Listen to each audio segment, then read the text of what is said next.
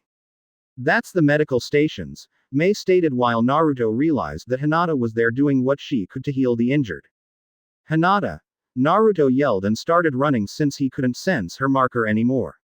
The rest of the dragons and Mei run towards the location of the explosion as well. Medical camps. Few minutes earlier.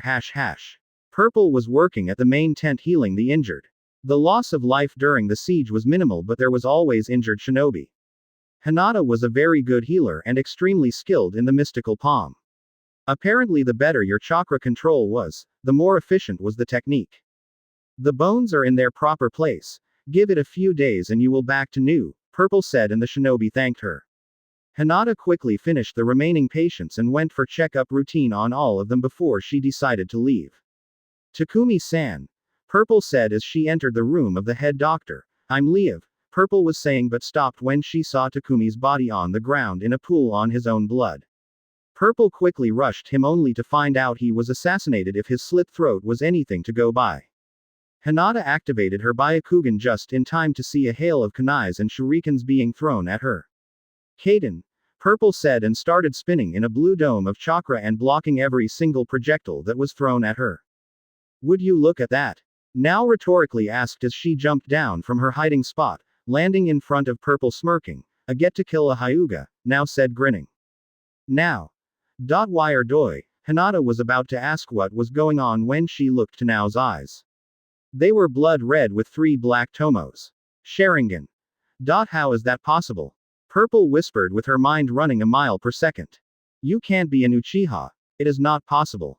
The only remaining Uchihas are Naruto, Sasuke and that Toby fellow, Purple explained, not mentioning Minato's name. I don't know anything about that, Nao said, chuckling as her Sharingan started spinning, gaining a completely new appearance. What was once the standard Sharingan now looked like a vortex, and given the fact that the Sharingan was spinning, it gave the effect of drawing Purple to her eyes. A Mangekyu, Purple said as she broke the trance from looking at her eyes. Yes dear. A eternal Mangekyu Sharingan. You stand no chance, Nao said as she smirked. Nao blurred through hand seals and took a deep breath.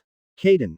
Gukakyu no Jutsu, great fireball technique, Nao said and released a fireball towards Purple. Purple jumped away to avoid and the whole medical tent went up in flames, making it nothing more than a battlefield. Sweden. Sujinheki, water wall, Purple said mid-air and released an small water wall to block the flames that decimated the tent. Sweden. Suiryuden no Jutsu, water dragon, Purple said as she used the water she expelled from her mouth and formed a water dragon. The dragon rocketed towards Nao, but it was countered by a fire dragon that nullified her attack. You not bad for a medic, Nao taunted as the steam began to spread, lessening its thickness. Purple dashed towards Nao, who smirked and got ready to face the Hyuga in battle. While Nao knew that you should never face a Hyuga in taijutsu, she was an Uchiha. Purple and Nao met halfway and began exchanging multiple punches and kicks. They were just trying to get a feel for their opponent. Let's up this, shall we? Nao said as her eyes began to glow. Hinata had no choice but to disable her Byakugan. If Hinata had her Byakugan active, there was no way she could avert from looking at the Sharingan. Amaterasu, Nao said, and Hinata erupted in black flames. Nao smirked but quickly dropped it when Hinata burst it water. Sudankyaku, heavenly foot of pain, Purple said as came down from the sky with her leg raised, ready to strike. Nao's eyes widened when the chakra built up in her leg and had no choice. Nao's eyes glowed once again, she jumped up and back, coiling herself as a purple ethereal ribcage appeared around her. Hinata's heel connected and the ground erupted from the attack. Nao was blasted backwards and crashed into the ground, making her Susanoo crack. You really are something else. If I didn't have this you would have won, Nao said as her Susanoo started reforming and completely erased the cracks. Susanoo, Purple stated as the dust cleared. How do you know this power? Nao curiously asked. I know all about the Susanoo and his weakness, Purple stated while Nao took it as an offense to her eyes. The Susanoo has no weakness, it's our ultimate defense, now said as her chakra flared. I beg to differ, Purple said, crouching on the ground and going through hand seals. Haijutsu. Mugen no aim, secret technique. Endless rain, Purple said, crouching on the ground. Soon enough clouds started gathering and rain started to fall. The Susanoo's weakness is himself. The Susanoo is created of pure chakra and as such can be absorbed, Purple explained, and Nao's eyes widened when her Susanoo began to show signs of starting to melt. However, Nao would have nothing of that and funneled more chakra into her eyes, making the Susanoo regain his balance. Your rain is useless, Nao said, laughing while Hinata shook her head inwardly. The Susanoo already eats lot of chakra, by using my rain I'm making you double the amount required to stabilize it. The bigger the Susanoo the more chakra it eats. And your chakra reserves are the standard cage level. You won't last much longer, Purple thought to herself, analyzing the battlefield. Purple suddenly dashed towards Nao, who smirked and braced herself. Nao's Susanoo swung her purple ethereal saber. Purple simply crouched on the ground, making the blade fly by harmlessly above her head. Purple quickly rose from the ground and in a burst of speed she arrived near Nao. Purple cocked her fist back and smashed it against the shield, cracking it. Nao was pissed as she was pushed back by a medic of all people. Nao pushed more chakra into the Susanoo and it began expanding, covering the ribs and starting to form some humanoid form. Nao rose from the ground and her Susanoo started swinging the saber wildly, trying to hit the elusive purple dragon. Sweden. Purple started going through hand seals but was stopped by a burst of black flames right on top of her mask. Purple quickly stopped channeling chakra into her mask and it fell to the ground, revealing the face of one Hyuga Hinata. So I was fighting Hyuga Hinata. Now it all makes sense. Nao stated, shaking her head. No other Hyuga could give me the headache you are giving, Nao said, getting ready to strike once again. While she's using the Susanoo, she's restrained to only using that saber, Hinata thought, crouching and absorbing the chakra she stole from Nao's Susanoo. Dokugiri poison mist, Hinata said, and took a deep breath and released a cloud of purple-looking smoke into the area. Shit, Nao said, cursing her luck and taking a deep breath. Nao began swinging the sword wildly, trying to rid of the damn poison mist. Sweden. Tepudama, water bullet. Shuriken Kage Bunshin no Jutsu, Shuriken Shadow Clone, Hinata shouted from multiple directions. Hundreds of water bullets and shurikens rained down of Nao's Susanoo, who buckled from the pressure. Nao was pushing more and more chakra into her shield, trying to sustain it to block all the incoming projectiles. Hinata appeared right in front of Nao and smashed her fist into her Susanoo, making visible cracks appear on the shell. Nao was thrown backwards and crashed into the ground. Nao coughed and held her head in pain just as she saw Hinata coming down from the sky once again. Sudankyaku, heavenly foot of pain, Hinata said, and smashed her heel into Nao's Susanoo, cracking everything and making a huge crater appear. Hinata jumped back and crouched on the ground, taking a deep breaths. You bitch, Nao said, appearing from the dust cloud, nursing her bleeding arm, also taking deep breaths. Nao locked eyes with Hinata and said, petrifying gaze, 1. Hinata was drawn into Nao's eyes as they began to spin, forming a vortex and petrifying Hinata in place. Hinata was frozen in place, but it wasn't a genjutsu. She didn't know what it was, but once she looked into her mangekyu, Hinata was suddenly frozen in place. Now die. Nao sweetly said, dashing towards Hinata with a kunai raised. Nao smiled as she buried the kunai in her chest, killing her. Hinata exploded in smoke and another Hinata rose from the water. Nao turned just in time to see a chakra-pumped fist smashing into her face. Nao was thrown into the ground and Hinata knew she was going to stay down for good this time. Beaten by Pant, some medic. Pathetic. Nao said, spitting out blood. If I'm going down, I'm taking you with me, Nao said, and started laughing as she was making half a tiger sign. Hinata's eyes widened when she saw explosive tags spread around all the camp. Apparently Nao's primary objective was the destruction of the medical camp. Die! Nao yelled and Hinata crouched on the ground and started spinning. Sweden. Kaden, Hinata said. Hinata was enveloped in a blue dome of charka with water spinning around her as well. Hinata tried to make her Kaden as flatter as possible so that she could better dissipate the energy of the explosion. BOOOOMMMMMM. The whole area exploded and became covered in flames. Hinata held on during the explosion, keeping her rotation up as far as she could. Hinata was forced to drop the rotation mid-spin and was blasted away, although not taking the full damage from the explosion. The flames lit up the sky due to the magnitude of the explosion. Once the flames had died down and the dust started to clear, everything was gone. The medical tents, the patients and doctors inside. Everything was vaporized. Hinata rose from the ground. She was a complete mess. She had light burns around her arms and hands, her clothes were singed and half of chest plate armor was destroyed. Hinata sat on the ground taking deep breaths and trying to fight off unconsciousness when she saw a blonde blur. She smiled, knowing very well who that blur was. It was her knight in shining armor. Well, not shining per se, but it was close enough. Naruto-kun, Hinata said, closing her eyes and embracing unconsciousness. Kiri Civil War Arc. Chapter 40 God of War. Previously Hinata sat on the ground taking deep breaths and trying to fight off unconsciousness when she saw a blonde blur. She smiled, knowing very well who that blur was. It was her knight in shining armor. Well, not shining per se, but it was close enough. Naruto-kun, Hinata said, closing her eyes and embracing unconsciousness. Now. Naruto almost stumbled as he got to the medical stations. Even to his trained blue eyes, the surroundings were nothing but a blur as he was racing towards the site of the explosion. The others tried their best to catch to him, but only the dragons and Mei could keep up with him, and even then they were strained to do so. Naruto arrived at the medical stations and saw nothing but fire. The medical tents were decimated and only a large crater and fire could be seen. Naruto's heart was racing as he scanned his surroundings trying to find Hinata. Naruto knew she was here and most likely got caught in the blast. Hinata! Naruto yelled but got no reply.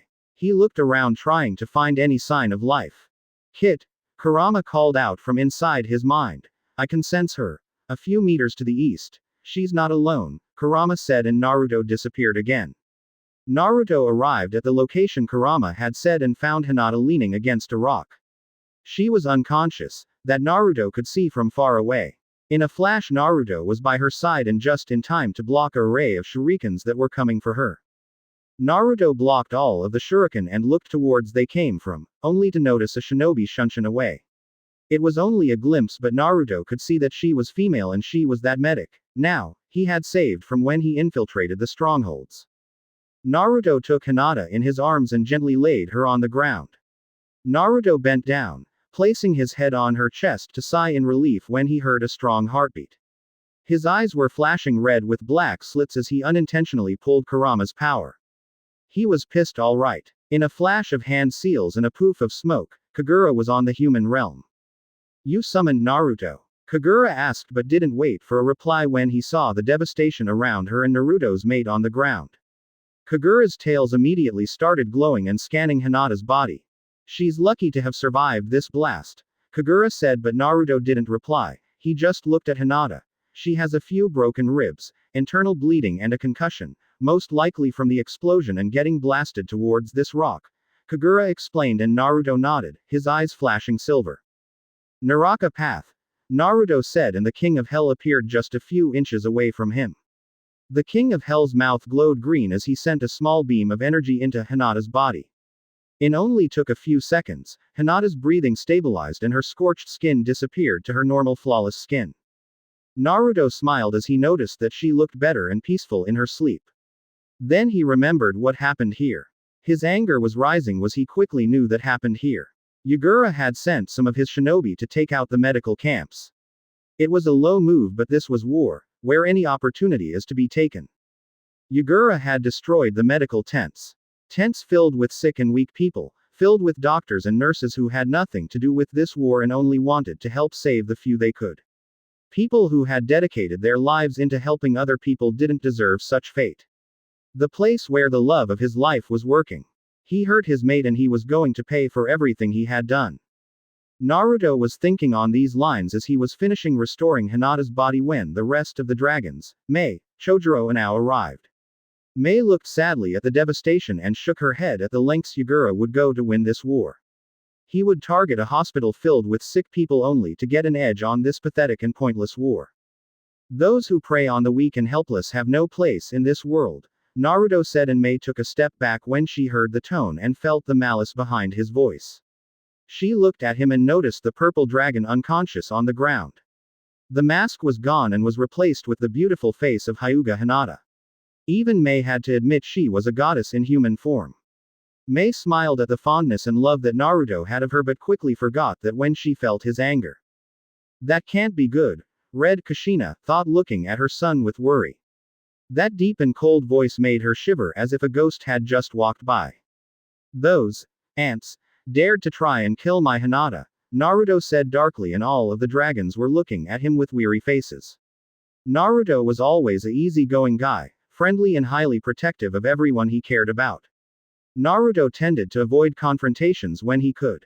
Although there was one golden rule: don't hurt anyone he cares for, much less Hinata.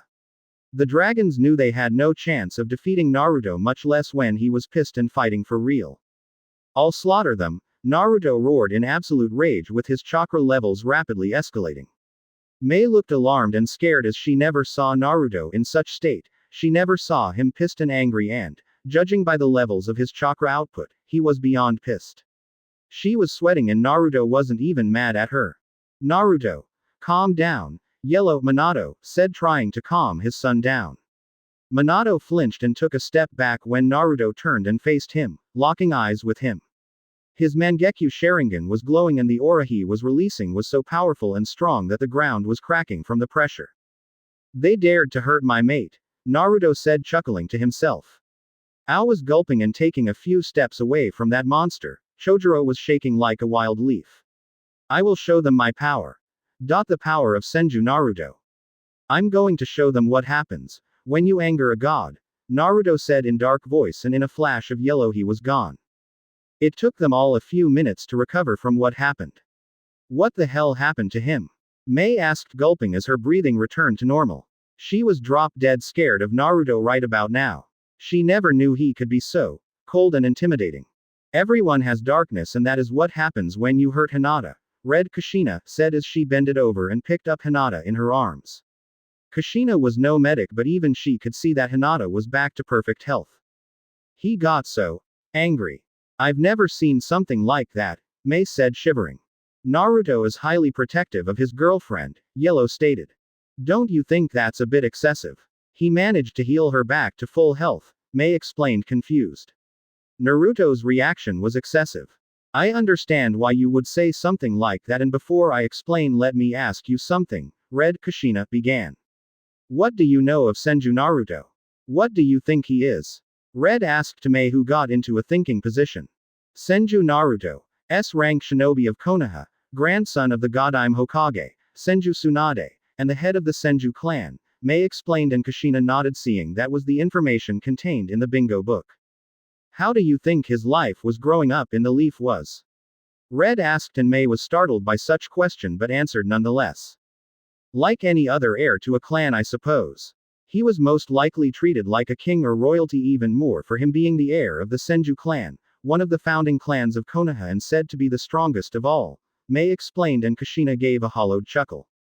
What if I told you that until 3 years ago Naruto was known as the demon brat? Kushina stated, and Mei's eyes widened since she understood that reference.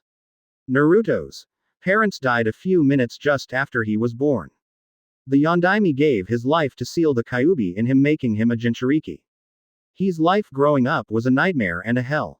An orphan kid who was an outcast by the villagers, he was beaten and chased by them for being a demon, Kushina stated in a sad voice. He was a lonely boy without any friends, mistreated by the whole village, expelled from the orphanage when he was only 4 years old. Forced to live in the wild for months until the Sandaime found him and gave him a house. But the house did nothing to appease his lonely heart, Kushina said, almost sobbing, until Yellow placed an hand over her shoulder to give her some comfort. How is he even sane? Mei asked in a low voice. She never knew that there was such past behind the cheerful attitude of Naruto. That is where Hyuga Hinata comes in, Kushina started in a livelier voice. She comes from the Hyuga clan, where her father deemed her too weak to be the heiress of such honored clan. She was disowned and expelled from the clan by her own father when she had only 8 years.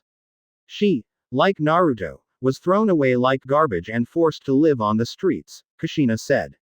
Luckily for both of them, they found each other, Red said, smiling.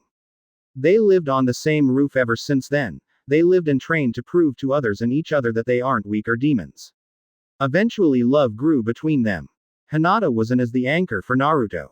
I fear to what lengths Naruto would go if something ever happened to her, Kushina said as Mei took him in a new light.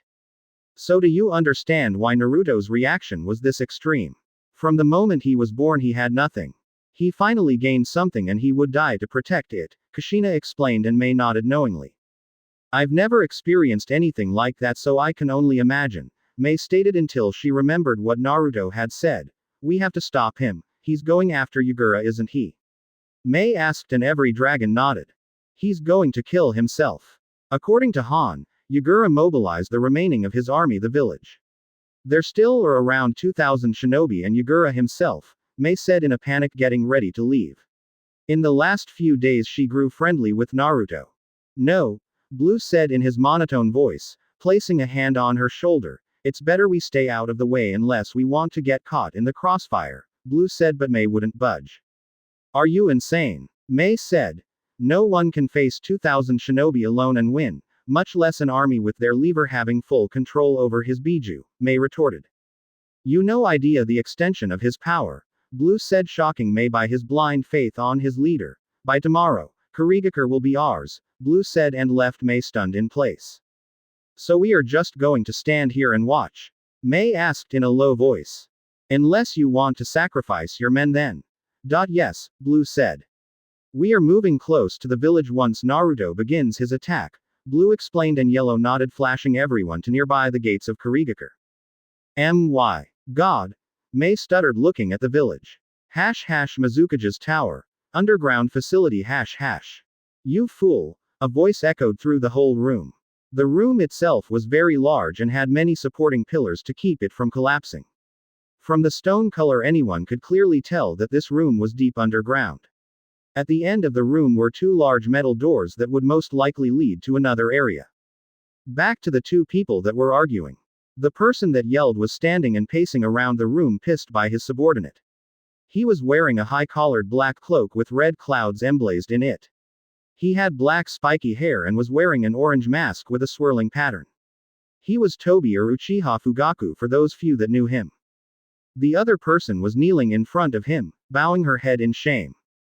She had long dark black hair that reached her waist with a small bang coming down her forehead and touching her nose. She was wearing black long-sleeved gloves that reached her elbows. She had a light black, high-collared jacket with mesh shirt underneath and black shorts.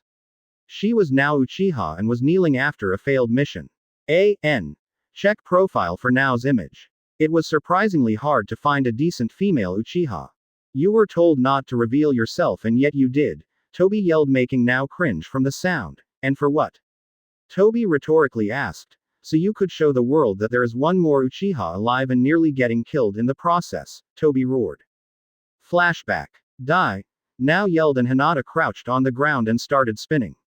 All of the explosive tags started sizzling getting ready to detonate. Now saw Hinata crouching, knowing very well that she was trying to pull a Kaden to survive the blast. Now closed her eyes and relaxed. The moment she heard one of the tags go off she focused and channeled chakra into her left eye. She opened her left eyes and it proudly displayed her Sharingan glowing in all its power. So the outcome comes to this. Izanagi, now whispered as her Sharingan glowed and the medical tents exploded in flames. Now shimmered out of existence only to reappear a few yards away crouching on the ground, taking deep breaths. She had sacrificed her left eye to survive the blast and, while her body was new once again, her chakra reserves were almost depleted. There she is, now said chuckling to herself as she found Hinata fighting off unconsciousness near a rock. Now picked up the remaining shurikens she had and hurled them towards the defenseless Hinata. Now smiled as the kunais made their way towards Hinata only to be blocked by Naruto. Damn it, now said and focused her chakra shun shining away. Now had barely came out on top of that fight and had to sacrifice an eye to survive. She could never take on Naruto at this point. End flashback. My deepest apologies Tobi, now said but a glare from Tobi set her straight. I mean. Fugaku-sama. Now quickly corrected herself not to disrespect her leader. It was a simple demolition mission which requires stealth and finesse to achieve the goal. Clearly I chose the wrong person to do it. I would have thought that as the second in command for the Uchiha clan you would have more caution, Fugaku stated looking at her, all the while now kept her head down. She wanted to say no when Fugaku gave her this mission. Now didn't feel right killing injured people. Now was a warrior of the Uchiha clan and she felt that every life she took it had to be in combat with her winning but. She was an Uchiha and her loyalty was to her leader. And now look at you. You blew the mission so you could fight a Hyuga, Fugaku said shaking his head, and you lost. The only reason you would have won was because she got injured in the explosion and you sacrificed an eye, Fugaku said sighing. How was I supposed to know that I was fighting Hyuga Hinata and once the fight started I couldn't leave her alive, now replied looking at Fugaku. Her right eyes was the normal black but her left one was completely different. It was now a hollowed white meaning it was a dead, blind eye. A sacrifice for using the Uchiha's kinjutsu and changing reality. And look how good that went, Fugaku sarcastically replied, you lost an eye and yet. The Hyuga still lives, Fugaku countered and now bit her lip. With your sister dead, you possess the only eternal in the whole clan as only a few others have the Mangekyo, Fugaku said and now looked down sadly. The funny thing about an Uchiha is that they can't live without their eyes. If you remove them, the Uchiha dies shortly. And that happened to Nao's sister as Nao's eyes didn't accept her sister. When they found out it was too late. You know that you can have Nagato heal me with his Rinnegan. Now tried to counter but Fugaku was adamant in making sure she understood her mistake. Nagato is dying. The Rinnegan is too powerful for his body. Every time he uses it, his body grows weaker and weaker. He won't last much longer, Fugaku sadly said. The Rinnegan isn't some ordinary dujutsu. Even with the Uzumaki vitality, those eyes are too powerful for him to wield, Fugaku stated releasing a deep breath. There isn't many people who could even think of wielding such dujutsu without any drawbacks. Only someone who has both Uchiha and Senju blood can wield it to their full power, Fugaku explained. If you placed those eyes on any Uchiha, they would die the moment they used them. Due to their bodies, the Senju and Uzumaki can wield them, but that is only partially and temporarily, until their body succumbs. And there aren't that many Senjus left around. Fugaku said and now sighed. You could use them without any drawbacks as Madara-sama gave you Senju DNA to strengthen your body, now stated getting a tick mark from Fugaku. Nagato still has plenty of uses. I'll have him restore your eyesight. The Akatsuki is beginning to make their move and soon the Uchiha clan will rule the world, Fugaku stated and now got up to leave when a new figure entered the room. The figure wore dark blue pants with a blue cloth hanging from halfway up his stomach to his knees. He also wore black arm guards that covered his forearms and stretched up to reach his upper biceps. He also wore a purple rope belt around his waist, tied in a bow, in which he carries his sword. He was Uchiha Sasuke. So Hinata kicked your ass, Sasuke mockingly said with his Sharingan glowing. HN. Now replied walking past him but not without giving her reply. If I remember correctly you lost to the dead last of the academy several times, now retorted smirking while Sasuke scowled. He was about to comment when a massive earthquake was felt. Fugaku, Sasuke and now stumbled as they tried to keep their ground. A few specks of dust fell from the ceiling due to the size of the earthquake. This chakra, now said with her eyes widening, who could possess such presence? Now fearfully asked. Fugaku was also curious about this massive chakra signature that he suddenly felt within the village. Fugaku focused as he felt his chakra and cursed his luck. That would be the pissed off Senju whose girlfriend you tried to kill a few minutes ago, Fugaku stated. So the Dobi shows himself, Sasuke said and was about to leave and go fight him when Fugaku grabbed him by the arm. He's on a different level than you, patient Sasuke, Fugaku said and Sasuke unwillingly agreed leaving the room. Looks like my pet's hour has come to an end. I can't reveal the Uchihas just yet, Fugaku thought to himself, making his way to the roof to observe just how much Naruto had grown. He was such an obedient pet. Such shame, Fugaku sadly thought. Gather the clan, Fugaku said towards Nao who nodded. We are moving out of Kirigakure, Fugaku said as he left the room. Few minutes earlier, Kirigakure's main gates It was a calm and silent night in the village of Kirigakure. At least that is what it appeared to be because if you looked deeper, you could feel a tense atmosphere with several shinobi running around. After all, They were at war and Yugura had mobilized the remaining army to defend the village against the next assault, which would be in the next few days. It was a full moon and a cloudless night. The moon was shining high in the sky, illuminating the whole village. The shinobi were running around like headless chickens. They had so much to do in so little time. Guards were posted at the gates and walls to check for any sign of an attack. Armories and blacksmiths were working non-stop to produce weapons and armor for the shinobi to use. Man, I hope those monsters attack soon so that Yugura-sama can wipe them out and get this over with, one of the guards stated to his companion, who seemed bored as well. Apparently no one liked doing guard duty. After all, you just sit there looking out for threats and stamp papers all day. Couldn't agree more, the other guard replied, yawning. The guard stretched and opened his eyes, getting up, when he saw a small flare on the distance. What is that? The guard asked, looking at the distance. There was a small flare on the distance. It looked like a small campfire or something similar. What? The other guard asked as his companion's eyes widened. That, the guard yelled, as he jumped off, when the small beacon on the distance was quickly approaching. The other guard didn't even have time to blink as the small beacon became a gigantic wall of white-hot flames. The walls and gates were engulfed by the flames with such intensity that even rock started melting. Raise the alar, the surviving guard yelled, but that was cut off by a sword through his chest. The last thing the guard saw was a pair of deep blood-red eyes. I'll show them the despair the Bloodlines users felt, Naruto said as he blurred towards the village with his sword at hand. Naruto was running through the village when the shinobi started gathering up in front of him. In just a few seconds the whole army was standing in front of him with Naruto looking at them impassively, his yellow hair flowing in the wind.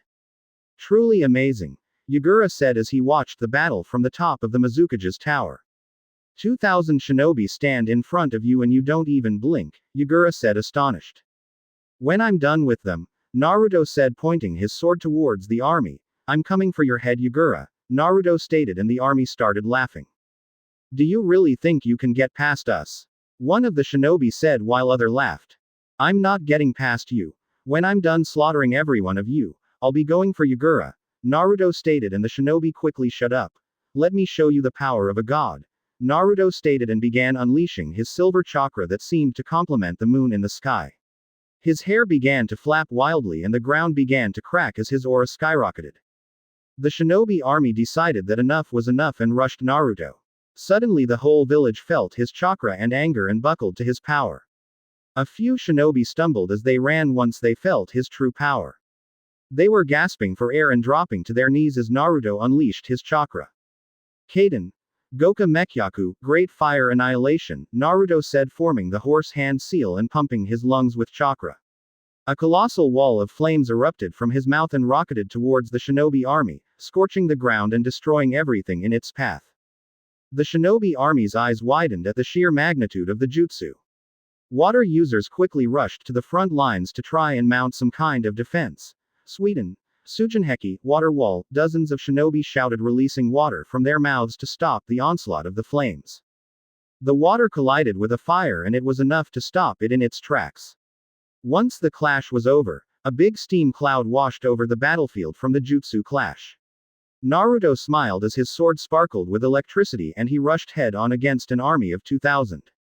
There was no other word for it unless slaughter. These weak shinobi posed no threat against Naruto.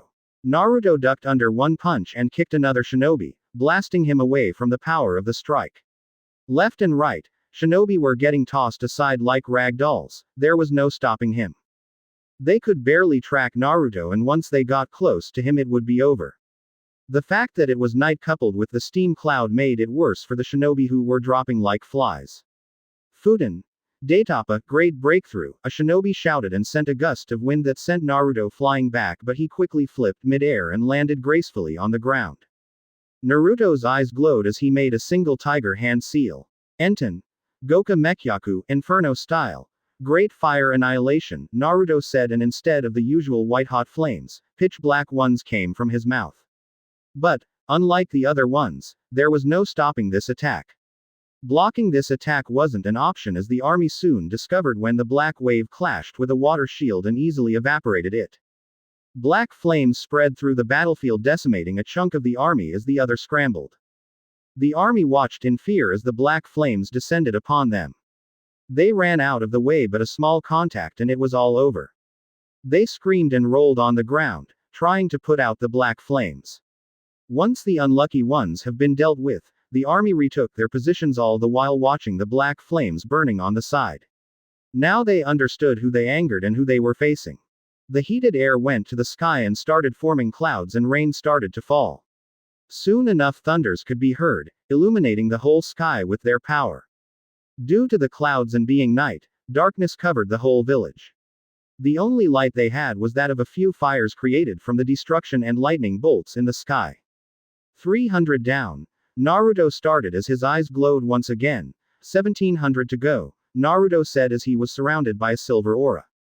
The aura started expanding and forming a shield around Naruto. It was the beginning stage of the Susanoo. A single rib-caged form stood around Naruto as it began to grow and grow. Soon the ribcage started growing out and getting covered by a small layer.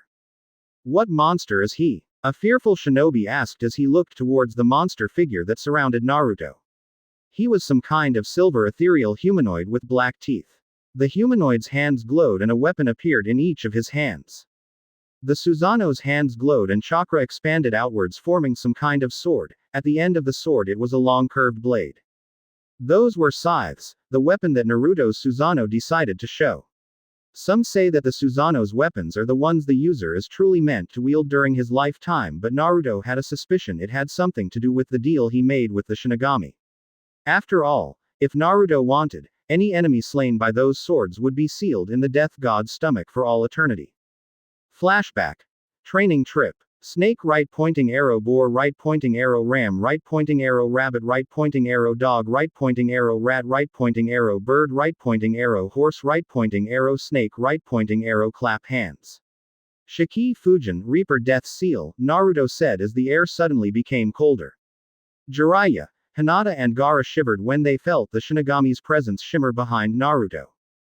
Behind Naruto a white spectral image formed almost instantly. The figure had purple-colored skin with large white robes. He had 2 red horns and 2 fangs with black teeth. He had long white spiky hair and on his mouth a large knife. On his hands he had a chain of red beads. What did you summon me for, mortal? The death god asked, annoyed. His voice was like ice. It seemed that yet again, another human had dared to summon him to his bidding. I have a proposition for you, Shinigami-sama, Naruto said, but the Shinigami didn't look pleased. I don't deal with mortals. So if this is what you summoned me for, I'll take your soul, the Shinigami said and extended his arm towards Naruto's chest, who remained in place. Shinigami's hands grasped Naruto's soul tightly and pulled. And pulled.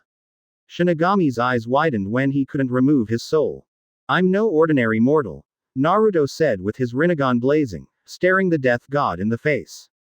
You dare defy me, human? I'll have your soul destroyed. The Shinigami roared, and Hinata, Jiraiya and Gaara just scrambled away from his fury. Jiraiya just watched how Naruto stood in front of Death God himself, fearless. You and I both know that destroying a soul is impossible. They are like the bijus. They are made of pure energy and that can't be destroyed, only sealed away, Naruto stated, much to the anger of the Shinigami. How about you hear my offer? Naruto asked, and the Shinigami unwillingly accepted. What can you offer me, mortal? The Shinigami asked, intrigued by this human. Even though he possessed the eyes of the gods, he should be able to remove his soul without even trying. A way to stop mortals from summoning you, Naruto said, and the Shinigami grew curious. Speak, the Shinigami said and motioned for Naruto to go on. Currently there are 3 people alive that can summon you. In exchange for allowing me to take the single soul you possess and me alone the ability to summon you, I will make sure no one ever learns how to summon you, and I will destroy the Uzumaki clan's Death Reaper mask, Naruto stated. I see, the Shinigami replied in thought. This mortal did raise some good points.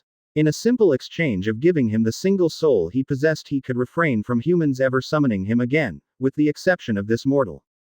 We have a deal. Once the mask is destroyed, summon me and I will allow you to take the soul I have. The Shinigami and Naruto smiled and bowed his head. However, betray me and make sure your soul will never enter the pure world, the Shinigami said and left. Now to destroy this mask once and for all, Naruto said, and with a glance, the mask erupted in black flames until it was nothing more than ashes flying in the wind. End flashback. The Kurigakure army was looking at the monstrosity in front of them. With the silver color and those scythes, every single shinobi felt as if they were staring at death himself that came down to judge them all. Every single shinobi felt a shiver crawl up their spine as Naruto's chakra spiked and he began his onslaught. Kaden. Gukakyu no Jutsu, Great Fireball Technique. Sweden. Suiryuden no Jutsu, Water Dragon. Sweden. Dabakufu no Jutsu, Waterfall Vortex. The Kurigakure shinobi threw jutsu after jutsu at Naruto in an effort of stopping him, but they couldn't. There was no stopping his Susanoo, that was his ultimate defense and his greatest weapon. With a single stroke of his scythes, the ground cracked and dozens of shinobi were blasted back and killed. From inside the Susanoo, Naruto felt the usage of demon chakra. He looked up to see Yagura in his version 2 cloak charging up. Bijudama, tailed beast ball, Yagura said, and sent a Biju-powered beast ball towards Naruto in an effort to vanquish him for good. Naruto smiled, as the ball approached, and swinged his scythe. With a single stroke, the tailed beast ball was split in half and detonated prematurely. The ball exploded just before it hit Naruto's Susanoo, causing further deaths in Yagura's army. So the turtle came out to play, Naruto said as he watched Yagura fully transform into his full beast. Yagura had completely transformed into his Biju, the Sandi, and stood behind his army backing them up. Ready, Kurama? Naruto asked his own Biju, who smirked in return. Kuchio's no Jutsu. Kyuubi no Yoko, Summoning Technique. Nine-tailed demon fox, Naruto said, slamming his hand on the ground. There was a large poof of smoke and a big shock wave that blasted most of the shinobi back. Once the smoke cleared, the Kyuubi was standing there, his 9 tails swinging in all of their glory, with Naruto on top on his head. ROOOAAAARRRRRR. The Kyuubi roared and the ground shook from the shockwave. His 9 tails were swinging wildly. Everyone in the village could feel the oppressive and powerful chakra oozing from the Kyuubi. Standing in front of the Kurigakure army was the Kyuubi, the most powerful of the 9 Biju. Suddenly the Kyuubi laughed, a laugh that echoed through the village. A creepy, dark and disembodied laugh that brew fear even into the strongest of men. We are all doomed, one shinobi said as he fell to his knees at the face of the enormous fox standing in front of them. Take care of the turtle while I finish up here, lead him away from the village, Naruto said, and Kurama nodded, jumping towards the Sandi. With Mei and the others My God. Mei stuttered, looking at the village. There were small fires everywhere, but what stood out was the towering 9-tailed fox in the middle of the village with Naruto standing on top of his head.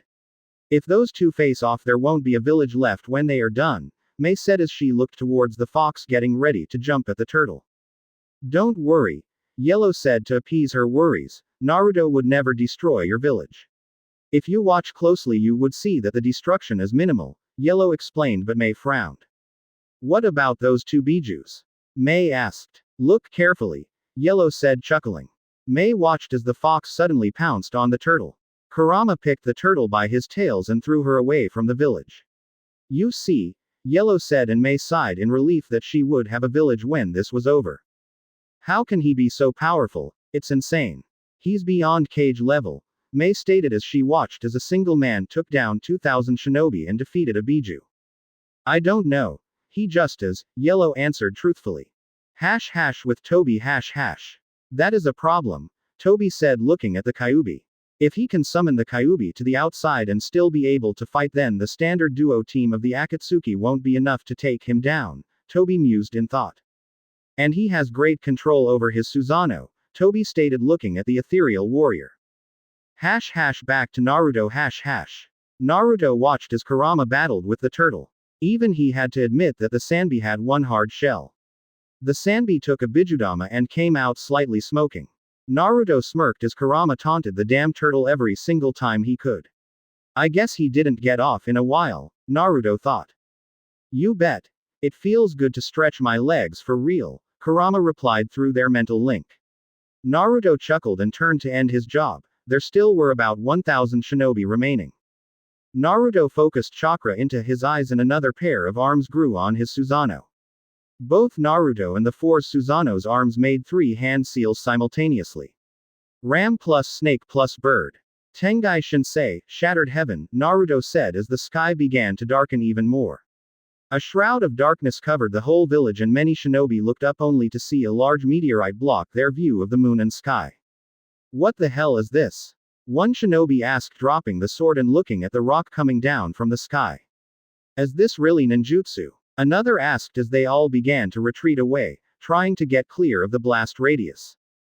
Bijudama, tailed beast ball, Naruto heard and looked to the left to see a big-tailed beast ball heading towards the meteorite.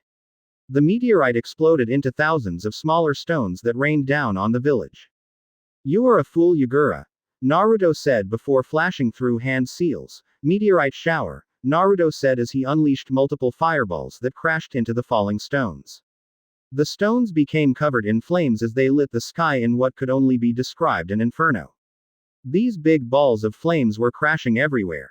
The shinobi used water jutsu and rose earth shields but to no avail. And to finish, Naruto said as he dropped his Susanoo and his eyes shifted to his Rinnegan. Naruto suddenly started levitating and flying high into the air.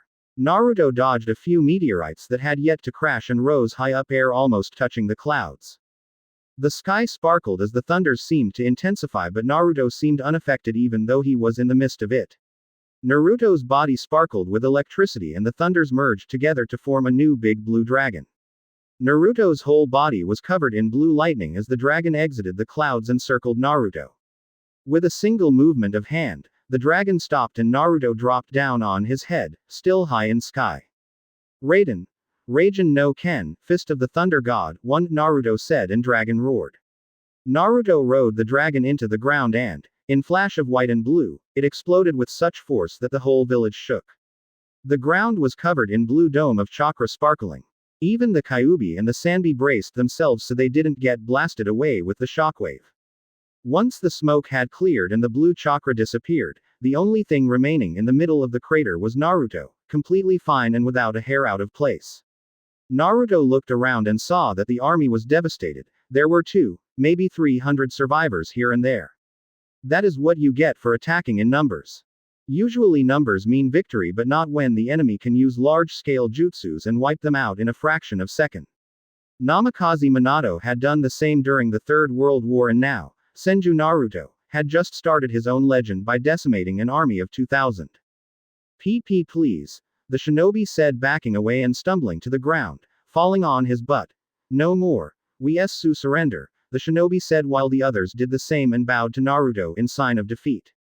Naruto didn't spare them a glance as he looked towards the Kyuubi and the Sandi. There was only one target left. Yagura. # with Mei and the others #. It's over, Blue said while Mei, Chojuro and her rebel army stared in shock. A single shinobi had decimated 2,000 trained shinobi in under a few minutes. Remind me to never piss him off, muttered under his breath while Chojuro was on the ground drooling. Thank God we will be allied to the leaf, Mei thought with her eyes bulging out of her skull. He was truly a god. Just what kind monster did Namikaze Minato and Uzumaki Kushina had? To think he conquered a village without even truly using his Rinnegan, Green thought as he looked at the devastation.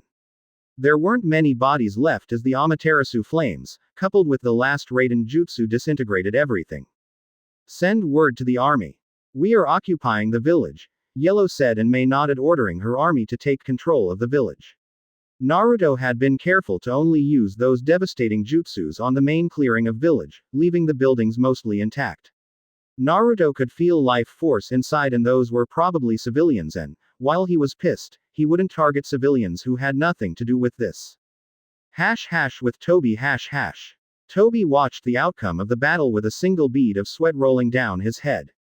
He should never allow Naruto to grow this much and now, he knew that he was going to be trouble. And a lot of it. And for someone who had a god under his belt, he felt a very human chill crawling up his spine. This won't end well, Toby thought as he warped away from the village and into his new hideout. # Naruto and Kyuubi vs. Yagura and Sandi #. Naruto arrived to see Kurama and Sandi face off. Kurama was faster and more agile than the Sandi. Though on the other hand, the Sandi was built as a tank, made to last and endure any type of an attack. If the tailed beast ball she took head on a few minutes ago was anything to go by, her shell was very strong and sturdy. Yugura, is that you in there? Naruto asked as the giant turtle in front of him as he jumped on top of Kurama's head. You will pay for this, you insolent brat, a pissed Yugura replied. He had just lost the war. This kid in front of him had decimated his army and conquered his city. If he couldn't win this war, he would at least take the brat with him. The Sanbi charged forward and coiled herself. The Sanbi started spinning and rolling all over the battlefield. Kurama dodged aside to avoid getting hit head-on and watched as the Sanbi changed paths and blurred towards him once again. Naruto sat down on the Kyuubi's head and started gathering natural energy while Kurama kept the Sanbi busy. A few minutes later, Naruto opened his eyes to show several red marks spread around his face. Naruto gained red pigment markings around and under his eyes as well, 2 concentric red circles in the middle of his forehead. His Mangekyo was still the blood red but was glowing unnaturally. These were the markings of a sage. Naruto extended his right arm and chakra started gathering on the palm of his hand. A familiar swirl was heard as a Rasengan was being born in his hand. The ball started taking a silvery color like his chakra and a deafening sound was starting to come out. Suddenly the Rasengan expanded, forming 4 large points around the central sphere, taking the appearance of a Fuma Shuriken. Futen, Rasenshuriken, Naruto said and hurled the new Rasengan towards Yugura. The sphere sliced through the air and before Yugura could react, the Rasengan hit the Sanbi right in the head. The Sanbi was pushed back and rose into the air. A towering dome, 50 feet in diameter, appeared around him as thousands of wind blades sliced through her shell like a hot knife through butter. When it was over, the Sanbi collapsed to the ground. Golden chains burst from the ground and ensnared the Sanbi's tails, paws, head and whole body, pinning her to the ground. The Sanbi squirmed under the chains but it was no avail. Even Kurama had trouble with those chains. Rat. Ox. Dog. Boar. Naruto went through the hand signs and clapped his hands together. He slammed his right hand on the ground and kanji started flowing out of it and going towards the Sanbi, forming a ring around him. 5-point demonic suppression seal, Naruto said and the kanji started glowing. Yugura yelled in pain as his tenant's chakra was being forced back into the seal. This was the same seal Naruto had sued against the Ikibi during the sound invasion. This seal works like the 5-prong seal but on a much larger scale. This seal suppresses the Biju's chakra, forcing it back into the seal. The Sanbi coiled itself in a large dome of water. In just a few seconds all the water disappeared and Yugura fell to the ground. Naruto jumped down from Kurama's head and approached Yugura who was lying on the ground. Sweden. Sushoha, exploding water wave, Yugura shouted and Naruto's eyes widened when a gigantic water wave rose from the ground. Yugura was panting at the top of the wave as he commanded her to crash into Naruto. Naruto used his Kamui and left the water hit the ground. Once the wave had calmed down, Naruto jumped on top of the water looking at Yugura. You are still alive, Naruto said looking towards Yugura. He was slightly bent over, taking deep breaths. It's over, Yugura. Your reign of tyranny and oppression has come to an end, Naruto said, closing the distance between them. Something is wrong, Naruto whispered to himself, observing Yugura intently. His chakra network was off. Very off. His chakra seemed to be all over the place, like he had some genjutsu affecting him. Could it be? Naruto thought to himself as he approached Yugura and placed 2 fingers on his forehead. Kai, release, Naruto shouted as he infused some of his chakra into Yugura's network to disrupt and restart his chakra flow. Yugura blinked and noticed the blonde in front of him. Who are you? Yugura asked to Naruto, whose eyes widened. Oh shit. Naruto thought since he was right. Suddenly his eyes became silver as his Rinnegan flared to life. Naruto placed a hand on top of his head. Human path, Naruto said and started reading Soul. Naruto was rummaging through his memories when a certain orange-masked individual appeared in them. Tobi, Naruto thought angrily. It was all his fault. Tobi had used the Sanbi as medium to manipulate Yugura. He was just another innocent in all of this. What? Yugura said, dropping to his knees and looking at his shaking hands. What have I done?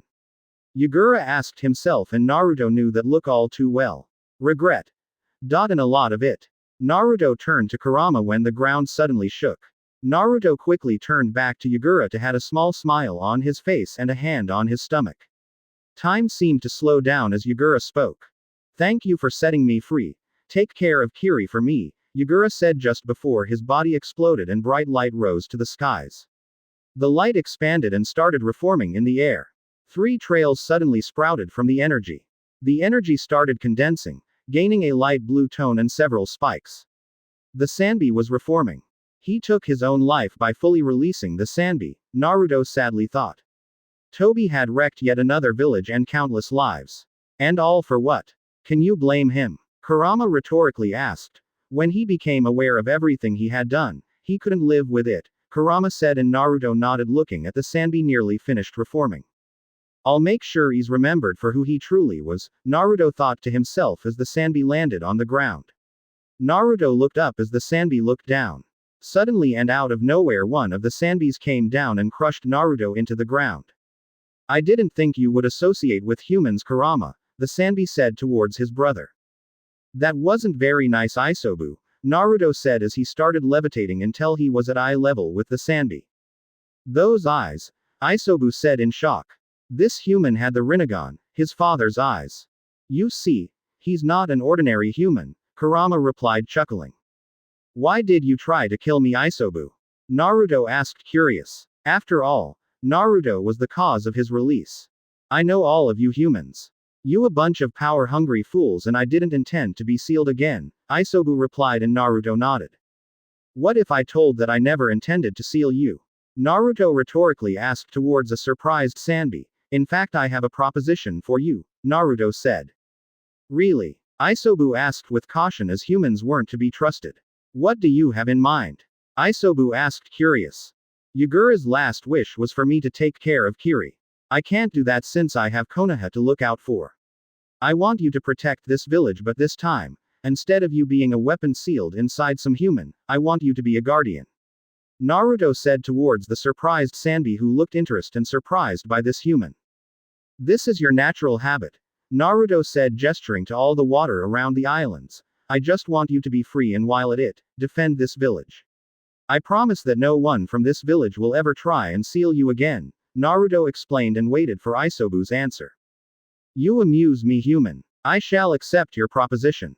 As long as this village and their shinobi don't disturb, I shall do my best to keep them safe, Isobu replied, which made Naruto smile.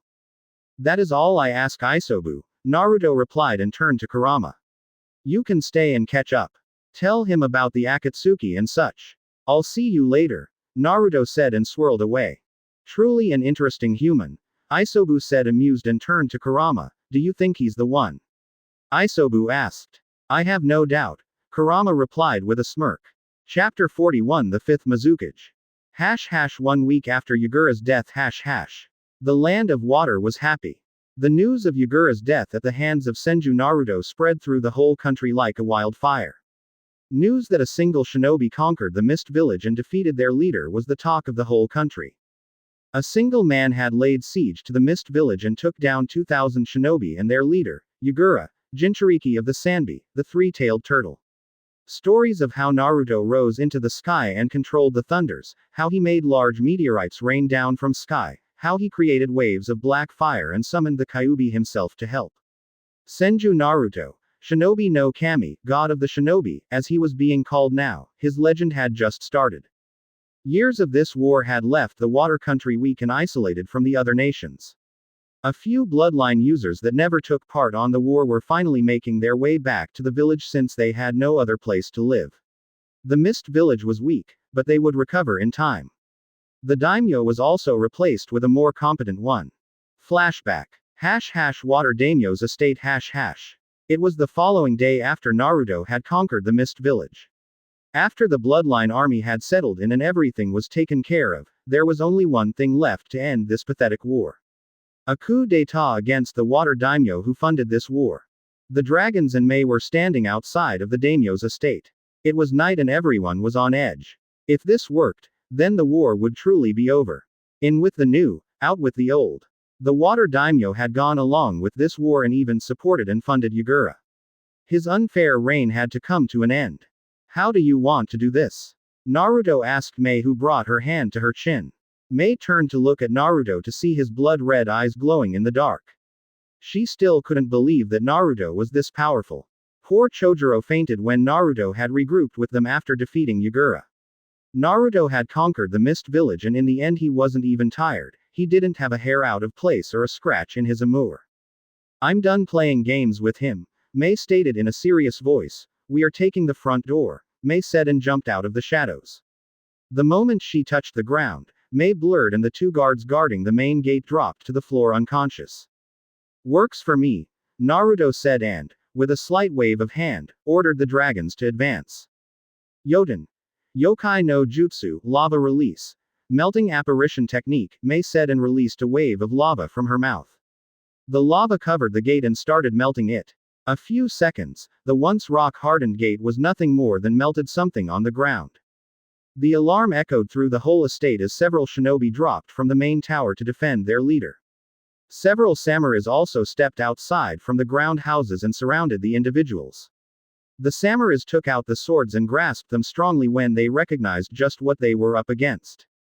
I am here for you, daimyo, Mei yelled loudly from the ground. She enhanced her voice with chakra to make sure he would hear her. Everyone waited patiently until the wooden door bursted open and the daimyo stepped out into the balcony, high up in the daimyo's tower. He must have tough, he was safe up there. He even had his traditional blue hat on. You dare to attack me, the daimyo roared from his tower. He was pleased that the war had ended, but he didn't count on being attacked by the same person that won the war. You have the nerve of saying that to us after what you have done, Mei hissed towards the daimyo. You supported and funded Yagura into this war, and for what? Mei asked, narrowing her eyes at the leader of her country. You are supposed to lead this country into betterment. Not death, Mei stated, releasing killer intent. The Mizukage is in charge of his village, it's his job to ensure the safety of his village and country. If he says that we need to eliminate these bloodline scum, then so be it, the water daimyo sneered at Mei, who tightened her fist, almost drawing out blood. They were innocent people, Mei yelled. How could he say such thing? He was sheltered in this mansion. He had servants for everything. It were these so-called monsters that kept his country safe and stable. It were these monsters that fought for the safety and betterment of this country.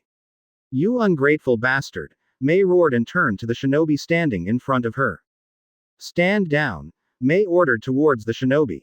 After all, they were mist shinobi and, as such, they were under her command and her command only. Not even the water daimyo had the authority to order shinobi around. That right belonged to the cage and the cage alone. They won't listen to you. You are not the Mizukage, the daimyo happily stated, and even if you were, they answer to me and me alone, the daimyo said. I am Mei Terumi, the fifth Mizukage, Mei stated loud and clear with enough authority in her voice to make sure she got her pointer across. I order you to stand down, Mei ordered. You will not, the daimyo ordered, and the shinobi found themselves in a pickle. Kill her, the daimyo ordered, and the shinobi and samurai were about to jump into action when another voice interrupted them. You are welcome to try, Naruto said in a stoic voice as he made his presence known, stepping out of the shadows. Every single shinobi took a step back, noticing the presence of the man that single-handedly defeated Yagura and conquered the Mist Village. Every shinobi gulped. After all, standing in front of them was Senju Naruto, god of all shinobi. You, daimyo hissed towards Naruto, who simply raised an eyebrow at his tone. Naruto raised his head to face the daimyo with a bored tone. I've got a bone to pick with the fire daimyo. How dare he allow Konoha to interfere in another country's affairs, the daimyo said. The water daimyo yet seemed to realize in what situation he was in. The state of this country was pathetic. You allowed some deranged fool to start a war and you didn't have the balls to stand up to him, Naruto making the water daimyo seethe while Mei chuckled at Naruto's boldness. You just hide behind these walls, in your safe haven, and you allowed innocent people to be slaughtered. This is why I dislike political leaders. You simply order the shinobi around, a cage leads them into battle. A true leader must be willing to die for his own men, Naruto stated with a neutral voice, crossing his arms over his chest. Enough, the water daimyo said. Kill them all, the daimyo ordered, extending his arm and pointing towards Naruto. Naruto didn't even open his eyes for a few seconds, and when he did, the view didn't exactly surprise him. Every single shinobi and samurai was rooted in place. I said. Kill them, the daimyo roared, but the shinobi didn't move. Maybe they were scared of facing both Mei and Naruto, or maybe they were having second thoughts about everything they learned here. Drop your weapons and let us finish this, Mei said. A few shinobi recoiled from her request. They shared looks between each other until they dropped their kunais and swords. Once they were disarmed, they dropped to their knees. Cowards, the daimyo yelled towards his forces. No daimyo-sama, Mei said in a sweet voice, maybe too sweet. They are warriors, my warriors and my alone, Mei said and made her way towards the door while the shinobi and samurai did nothing to stop her. The dragons and Naruto secured the perimeter and made sure that the daimyo would not escape. With a final scream from the daimyo, the war was truly over. End flashback. Once the daimyo had been dealt with, a new worthy replacement was found and everything started calming down. The new daimyo started working on getting new trading agreements with other nations, trying to bring Kiri from this dark hole that it lived for so many years. The Mist Village was bursting with activity. The damage from Naruto's siege had been minimal and, as such, the buildings only needed minimal repairs here and there. There was a different ambient around Kiri. Where once people lived oppressed and scared of their tyrannical leader, now they were smiling and laughing. It was an unnaturally sunny day in Kiri. Maybe it was the outcome of Naruto using his new and improved lighting jutsu by drawing energy straight from the atmosphere. Naruto was walking down the village with his beautiful girlfriend on his arm. The armor was long gone and was replaced by civilian clothes. Naruto was wearing black pants and a dark blue shirt. Over that he was wearing a red trench coat with black flames on the bottom. On the back of his trench coat, the Senju clan symbol was proudly displayed in black color as well. Looking at his side, he couldn't but gawp at what Hinata had picked. She was wearing what she had called a gala dress or something. It was all confusing to Naruto, but he didn't seem to complain much. It was dark blue long dress that showed a little bit of her cleavage. Her dark blue hair flowing in the wind. They were walking towards the Mizukage Tower where there was a small party, if you could call it that, to celebrate the end of the war and the election of Mei Terumi as the new Mizukage. The choice of new leader had been swift and with overwhelming majority. Minus then 5% of the Mist Village disagreed of Mei Terumi being chosen as the new Mizukage. Naruto and Hinata smiled and replied at the people that greeted them on their walk. Naruto and his dragons had become somewhat famous over the duration of their stay. Kiri no Hachi nin no Ayu, the 8 heroes of Kiri as they were being called. Mei tried her best to uncover what lied being the masks but hit dead ends every time. At least she knew of Naruto and Hinata. Mei had made them honorary members of her village and said they were welcome to visit any time they wished. Both of them arrived at the Mizukage's tower to see a large red carpet on the ground. The other dragons were already there. It seemed a bit weird for the dragons to be wearing masks, but they had their identity to preserve. You took you sweet time to arrive, Mei said with her hands on her hips. After all, the dragons were the guests of honor on this small event. Sorry about that, Naruto replied, scratching the back of his head. Me and Hinata-chan took a little too much time getting ready, Naruto explained to Mei, who narrowed her eyes. Surely you didn't want us to show up in our battle armor? Naruto rhetorically asked and Mei nodded, dragging them both inside. They ate and chatted happily as the afternoon got by. It was finally night and the moon was shining high up in the sky. It was a cloudless night, so Naruto had a pretty good view of the stars and moon from the top of Mizukage Tower. Naruto sighed as he looked up at the starry sky. He was leaning on the metal fence, spinning a kunai on his hand. It's kind of funny that Naruto was wearing civilian clothes and yet, he still had a few weapons with him. So this is where you were? Naruto heard and turned around to see Hinata approaching. Why have you been hiding up here? Hinata asked as she joined Naruto by the metal fences, looking up at the sky. No reason. Naruto lied as he sighed and focused on the sky once again. Just trying to clear my mind, Naruto explained, and that didn't fool Hinata. You have known each other and lived together for nearly 10 years. You really think you can hide something from me? Hinata rhetorically asked, making Naruto chuckle. I guess. Naruto replied and gathered his thoughts before answering. It's just, I don't know. I feel guilty for killing everyone, Naruto said, sighing and looking up. They were innocent people and even Yagura had nothing to do with this. It was Tobi all along. He used Isobu as a medium to control him, Naruto explained, and Hinata's eyes widened as she never knew. Naruto didn't tell anyone about Yagura being controlled. When I saw you there, lying there on the floor. I don't know. I felt as if something inside of me snapped, Naruto said, and Hinata just heard him, holding his hand firmly. I knew I could bring you back even if you died, but just seeing you there on the ground unconscious and in pain. I got so angry that I didn't even think properly and just rushed the village to kill Yagura, Naruto explained, sighing. You went God Almighty on them, didn't you? Hinata softly asked, and Naruto nodded. You know me too well, Naruto said, giving a hollow chuckle. I guess Itachi is right after all, Naruto said, and got a confused look from Hinata and decided to explain. I knew Itachi from back before the massacre. I had the Sharingan, so sometimes I watched the Uchihas train so I could learn how to use my eyes. One time I heard him say this to his brother Sasuke. Being the best isn't all it's made out to be. When you're strong, you become arrogant and withdrawn. Even if what you sought after was your dream. Naruto said. He was right. I got so caught in my own power that I started comparing myself to gods. I may not have become arrogant, but it was only a matter of time, Naruto explained. This is why I know that you aren't a god, Naruto-kun, Hinata replied, and Naruto looked curiously towards her. A god doesn't feel remorse or guilt. To them we are nothing more than insects. We were created by them and they feel as if they own us. By owning us they can dispose of us as trash without a care in the world, Hinata explained, and Naruto listened intently. Feelings is what makes us human, and the fact that you feel guilty after what you have done is proof of that, Hinata explained. I suppose, Naruto replied. I have absolute control over life and death. To me it makes life seem like nothing, and yet I feel guilty over what I have done. Isn't it strange? Naruto rhetorically asked. I can take and give life as I wish, and yet, every time I take a life I feel empty inside, Naruto explained. That is the way of the shinobi, Hinata started. No matter how much we kid ourselves, we are weapons, we train and kill so that others don't.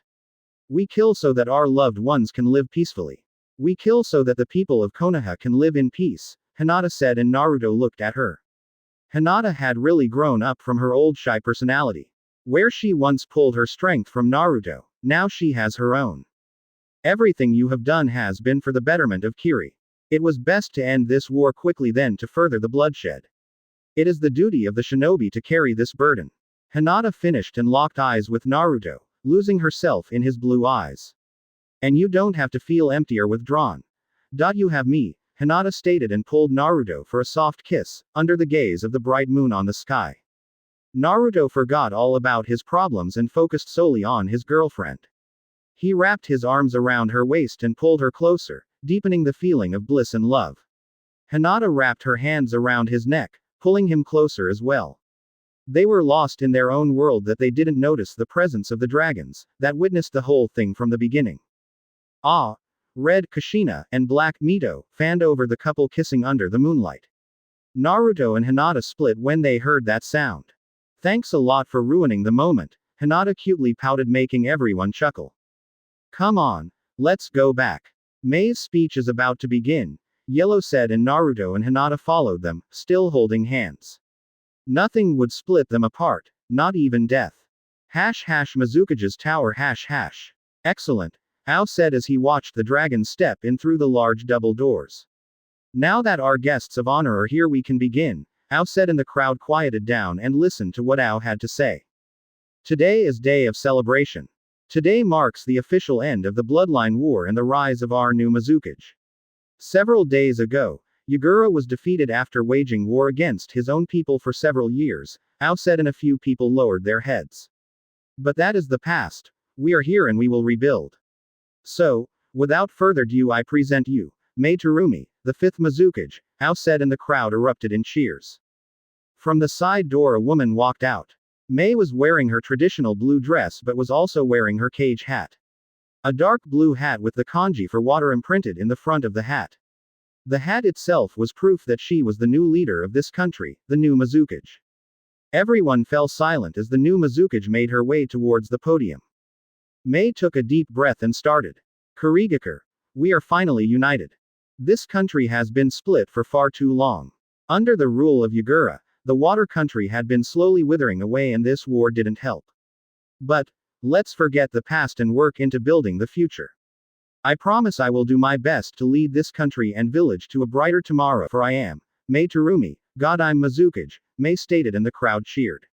Everyone was happy that the war was over and they start fresh, so to speak. Mei raised her hand and the crowd fell silent once again. Though this victory isn't only ours to celebrate. This war wouldn't have won so easily, and only Kami knows how much time we would have to endure Yugura's reign without Konoha's help. I would like to extend my deepest gratitude to the 8 dragons of the leaf, Mei said, and all of the dragons rose from their seats. I present you. The Kiri no Hachi Nin no Au. The 8 heroes of the mist, Mei shouted, and the whole crowd cheered for their heroes. Who would have thought that Konoha shinobi would be considered heroes of another foreign country? But this was the start of an alliance that would last for decades to come. This was the first step of the peace the Sage of Six Paths always wanted. As long I'm Mizukage, they will always be welcome here in our country. As per our agreement towards the Hokage, Kiri is now fully allied with the Leaf, Mei said, and everyone smiled. And I hope this treaty lasts for years to come, Mei said, and the crowd cheered once again. Now, let's party and get drunk, Mei shouted, and everyone chuckled. You know, Hinata started, getting the attention of Naruto. We never danced, Hinata said, and Naruto raised an eyebrow. You never said anything about liking it, Naruto said, confused. Naruto-kun. Every girl wants to be like a princess, even if it's only momentarily, Hinata replied, and Naruto nodded. Where did you learn how to dance? Naruto asked, curious. The academy, of course. Did you think that the seduction class was only about looking good and charming?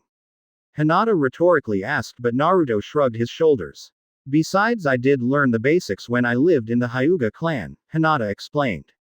Sorry Hinata-chan, but I don't know how to dance, Naruto replied, timidly scratching the back of his head. You really are a knucklehead, Hinata said, playfully hitting his shoulder. Your Sharingan can copy more than jutsu, you know. Hinata said, amused, and Naruto blinked and blinked again as his brain caught up with her. I'm an idiot, Naruto said, shaking his head and activating his Sharingan.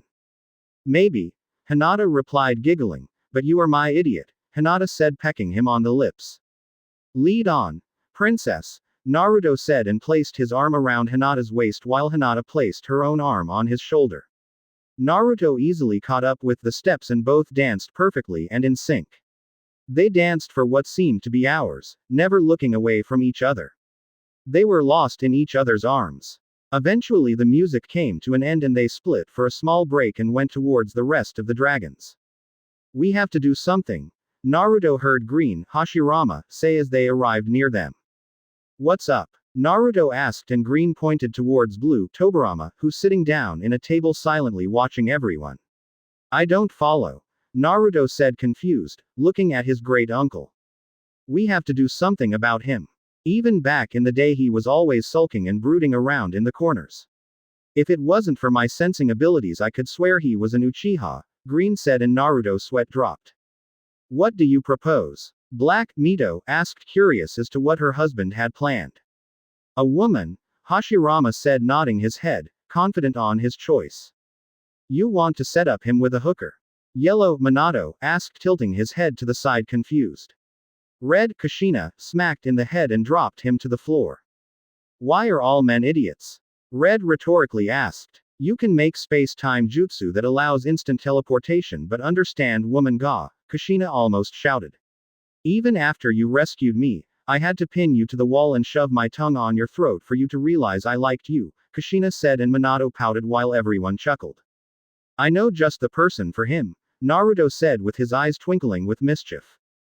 And who is that person? Hashirama asked, and Naruto pointed to a woman with red hair and blue dress. Oh.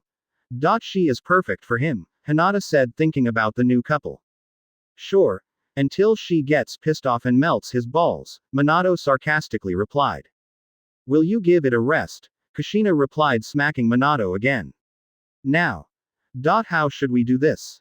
Kushina asked, and the dragons began plotting Tobirama's fate while he was completely unaware. 5 minutes later everyone was in position. Get your ass up, Black Mito shouted as she appeared next to the brooding Tobirama. What do want Black? Tobirama asked, slightly afraid of her tone. Hell hath no fury as an angry Uzumaki, or Senju for that matter. We are going to dance, now up, Mito said and Tobirama complained. Why don't you take this with my brother? He is your husband after all, Tobirama complained as he just wanted some peace of mind. Now, Mito growled and Tobirama jumped to his feet. That's better, Mito said and dragged him to the dance floor.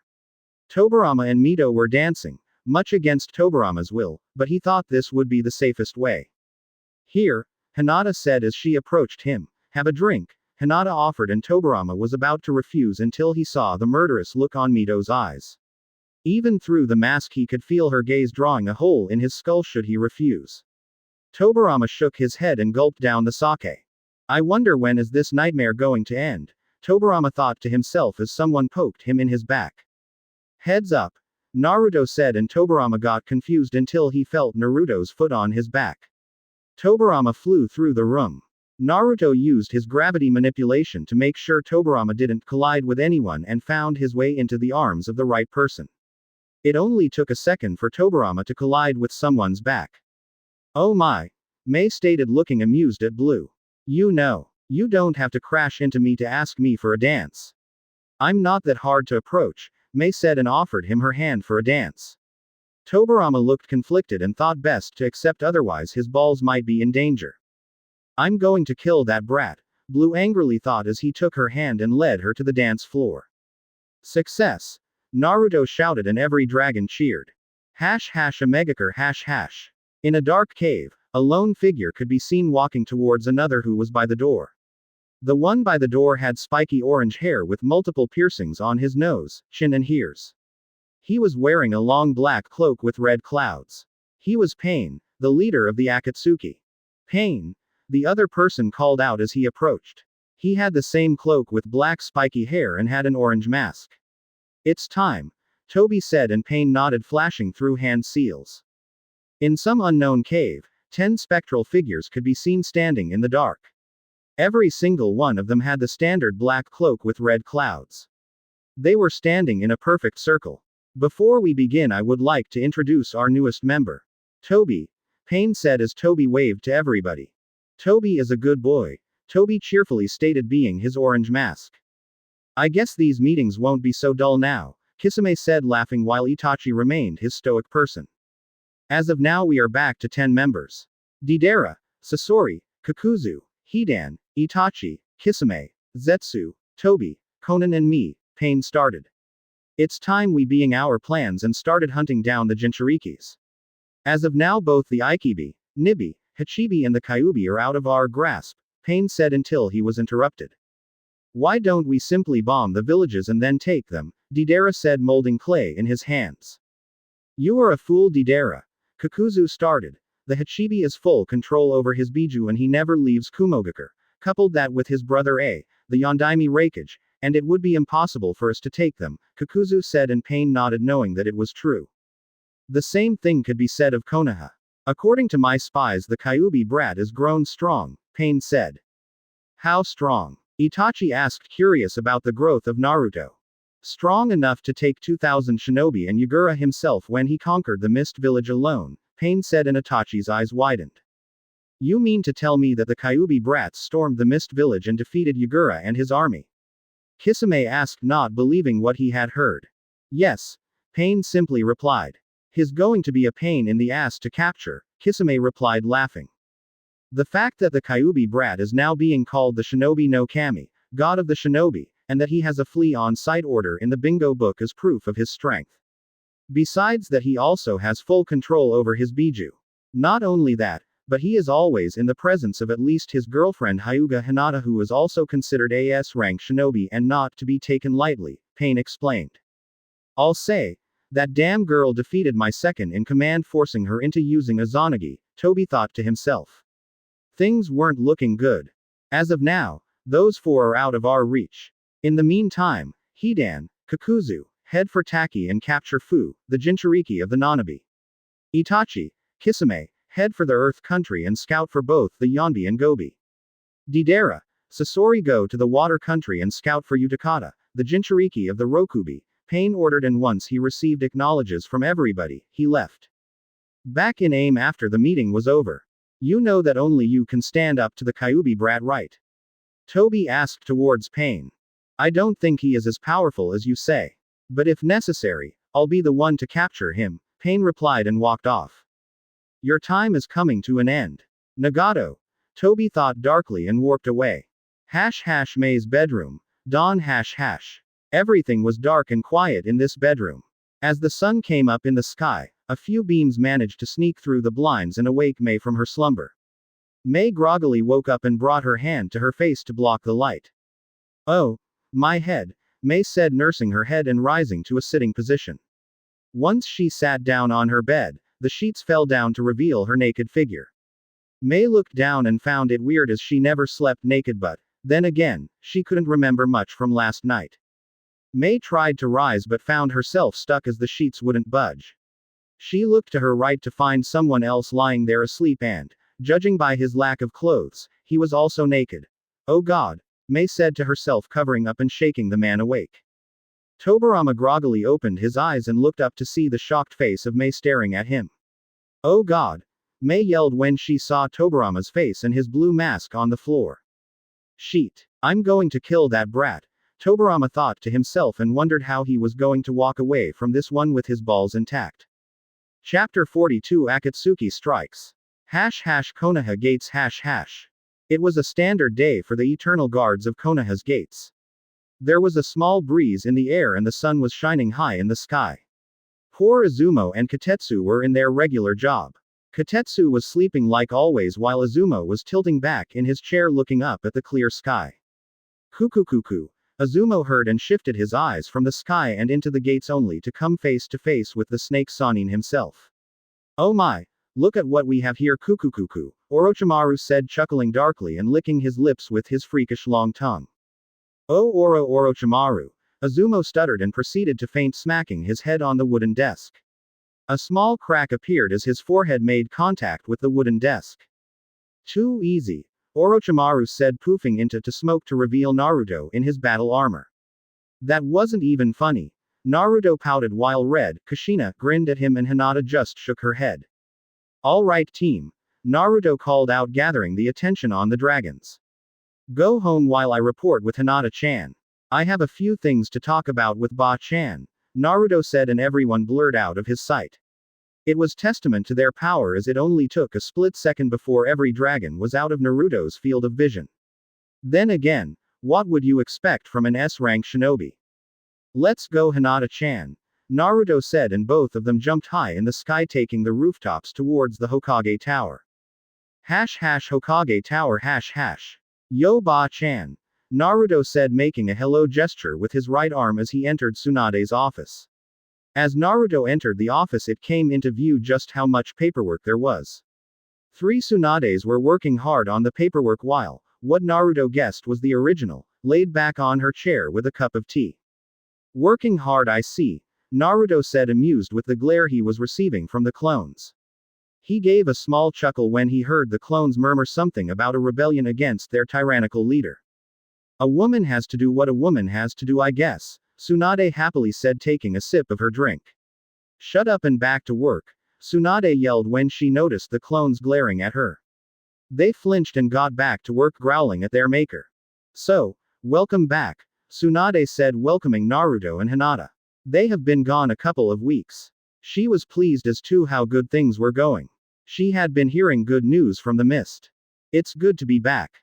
Mist is too moist for my taste, Naruto said, sighing in relief. And that mist is everywhere, and I mean everywhere, Naruto said while Tsunade's sweat dropped as his behavior. I didn't mind that kind of weather, Hinata replied, bringing a finger to her chin. Of course you didn't, Naruto replied, shaking his head. In there you could pull water from the air as you pleased, Naruto explained, and Hinata happily nodded. Enough of this pleasantries. Report, Tsunade ordered, and Naruto snapped from his child's play and into his formal stance. The mission was a complete success. I'm pleased to say that the rebel side won the war, and with only 5% casualties since our arrival. Yagura, the Yondaime Mizukage, Jinchuriki of the Sanbi, was defeated and his tailed beast was set free, Naruto explained, and Tsunade raised an eyebrow.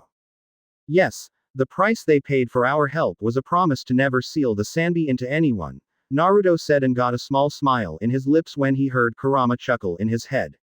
And, they went along with that. Tsunade asked dubious that they would agree with such terms. Kind of. I made a deal with Isobu that if he guarded their village as guardian instead of a prisoner then he would be free, Naruto said, but Tsunade still wasn't convinced.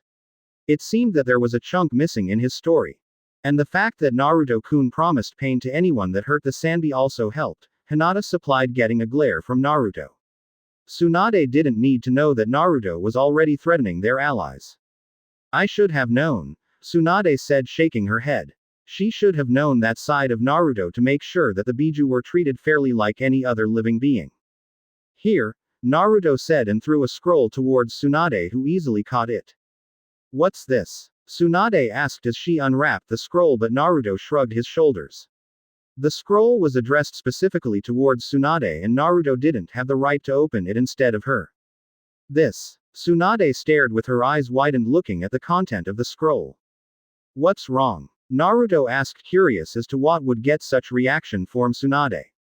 It was like someone had just offered to pay up all of Tsunade's debts while giving her sake. The mist is willing to forge their special blades for us to use as a token of their appreciation for our help and to cement the alliance, Tsunade said, gobsmacked. The mist was willing to forge their special swords for Konoha to use. The mist had the best swords and all of them were special. Either being the Zabuza's Kubikiribocho or Kisami's Samahata. Really? Naruto asked, surprised, and Tsunade slowly nodded. She chuckled and placed down the scroll.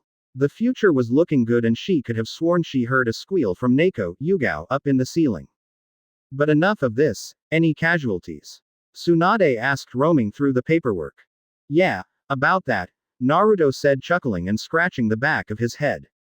What happened? Tsunade said in a dangerous voice with her eyes blazing with fire. Even the clones stopped working and joined in the glare. I swear it was Green's Hashirama idea, Naruto quickly said, backing up and putting his hands up as a shield. Back in the mist. Tobirama picked up Mei by her waist and lifted her, pushing her against the wall. She wrapped her legs around his waist. Mei started running her hands through his hair as Tobirama hungrily kissed her neck.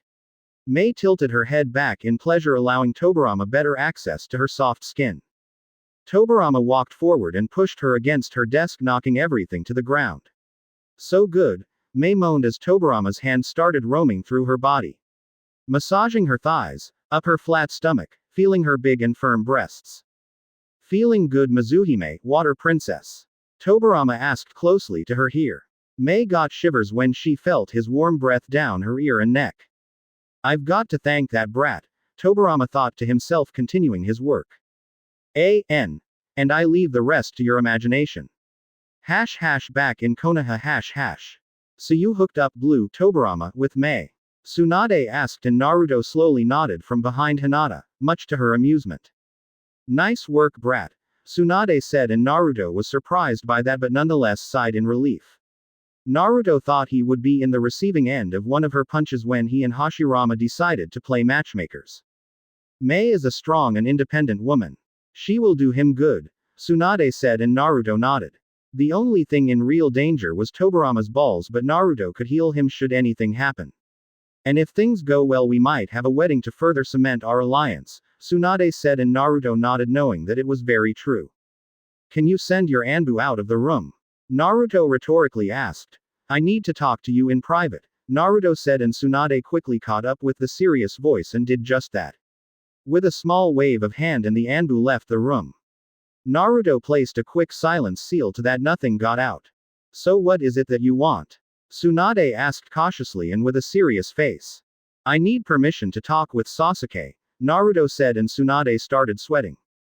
Yeah, about that, Tsunade said, chuckling nervously. He kind of escaped the prison, Tsunade stated while her clones chuckled evilly at their owner's misfortune. How the fuck did he do that? Naruto blurted out. Language, Naruto-kun, Hinata said, scolding Naruto. I mean, I destroyed his chakra network. Not even you could have healed that kind of damage, so how the hell did he manage to escape? Naruto asked, and Tsunade sighed before explaining everything and showing him the surveillance tape that showed Tobi knocking the Anbu out and warping away with Sasuke. Gaahhhhhhh, Naruto shouted in frustration and releasing enough chakra to crack the ground. That damned Uchiha is everywhere. Just what the hell does he want? Naruto yelled. First he released the Kyuubi in Konoha, killing my mother and father in the process. Then he goes to the mist and starts a bloodline war. He what? Tsunade shouted, rising from her chair, but Naruto kept rambling on and promising a painful death to Tobi. Tobi was behind the scenes controlling Yagura. He was one that began the bloodline purge, although I don't know to what end, Hinata explained towards her sensei, who fell back to her chair. Who the hell is this Uchiha? How can someone so powerful stay hidden from everyone? Especially to Konoha, that was the Uchiha's birthplace. Tsunade Ba-chan. Naruto said, breaking Tsunade's train of thought. I want access to Konoha's archives about the Uchiha clan and permission to exhume Uchiha now, Naruto said, and Tsunade raised an eyebrow. Why do you want that? Tsunade asked, and Naruto motioned Hinata to explain. I fought against an Uchiha back in the mist. She was a few years older than me and she had an eternal Mangekyo Sharingan, Hinata explained, and Tsunade's jaw dropped. Just what the hell was going on here? Uchihas were popping out everywhere. It's like they were copying each other. The irony. Are you sure? Tsunade asked, and Hinata nodded. I want to confirm that she existed and to see if there is a body to begin with, Naruto explained, and Tsunade nodded, nursing her temples. She was having such a good day until Naruto arrived. Fine. Tsunade agreed, stamping a paper and giving it to Naruto so he had access to the archives. I'll set up the exhumation and perform the autopsy on the body, if there is one, Tsunade said. All right. Naruto cheered back to his old personality, to Ichiraku's ramen stand. Naruto yelled, pumping his fists into the air and walking out the room with Hinata shaking her head at his behavior. Not so fast. Tsunade called out from behind her desk and stopping Naruto on his tracks. Now that you are back from your mission, I already have something planned for all of the dragons while you are on vacation, so to speak, Tsunade stated, and Naruto stared at her. It seems that Tobirama will be busy in Kiri, so that leaves the dragons one man down. Since our Anbu commander decided to get himself killed, I need Hashirama and Minato on Anbu duty, Tsunade explained, roaming through the maze of papers before turning to Hinata. Hinata-chan, I need you at the hospital. We are short on personnel and you could really help us out, Tsunade said, and Hinata nodded. As for you, Naru-chan, I have a very good assignment, Tsunade said, chuckling, and Naruto raised an eyebrow at her tone. I want you to participate on a small lecture at the academy for the students, Tsunade said, and Naruto stared at her. You want me to what? Naruto asked, confused as he didn't know exactly what to do. You want me to teach the brats or something? Naruto asked, tilting his head to the side. Nothing like that. Konohamaru, you and Kakashi will be participating in a small lecture on the students. To tell them what the shinobi life is like from Genin to Chunin and finally Junin. Tsunade explained, and Naruto slowly nodded. Why me though? Naruto asked, confused. There are plenty of Chunin around, Naruto stated. True, but you are the clan head of the Senju clan. Being a clan head does bring some obligations. Konohamaru is the third's grandson and most likely one of the most promising and well-known genins. The same could be said for you in the Chunin area, and Kakashi is one of our best Junins, Tsunade explained, and Naruto nodded. Might be fun. Naruto said, grinning. So when is this lecture I have to give? Naruto asked. I'll set it up and tell you later, Tsunade said, and Naruto and Hinata left the room. Shizune! Tsunade yelled from her desk. Moments later, Shizune walked inside, prep an autopsy room. I want this done quietly, understand? Tsunade asked, and Shizune nodded. What are you looking at? Tsunade growled at her clones. Back to work, she ordered, and clones mumbled something before going to their daily work. Ah! Tsunade sighed, tilting back on her chair. The wonderful life of a cage, Tsunade said, taking a sip of her tea. Ichiraku's ramen stand. Naruto and Hinata arrived in a swirl as Naruto used his Kamui to quickly arrive at his favorite stand. And he was surprised to see Red Kushina gobbling up bowls of ramen. She was eating bowl after bowl, and didn't even invite Naruto. Dear Lord, Ichiraku said as she sped through the kitchen to keep up with the demand. It's like the Red Death is here once again, Ichiraku said, and Naruto chuckled inwardly. Old man, Naruto called out as he sat down with Hinata. You better speed up as I'm hungry, Naruto said and Ichiraku paled. Ayame, get in here, Ichiraku shouted to his daughter as he needed more hands on deck. Ayame ran into the kitchen and barely was able to greet Naruto before Ichiraku shoved a bowl in her face. How about a contest to see who eats more? Naruto asked Red, who grinned behind her mask.